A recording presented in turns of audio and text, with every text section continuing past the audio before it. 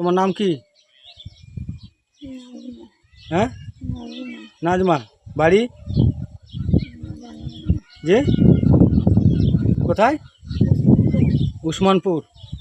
থানা?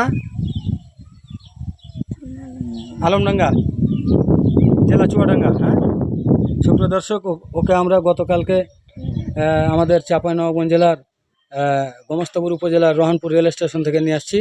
ওকে এখন পরিষ্কার করব, তারপরে আবারও ভিডিওতে আপনাদেরকে যুক্ত করব ইনশাআল্লাহ। আমাদের সাথেই থাকুন। কেমন লাগছে এখন?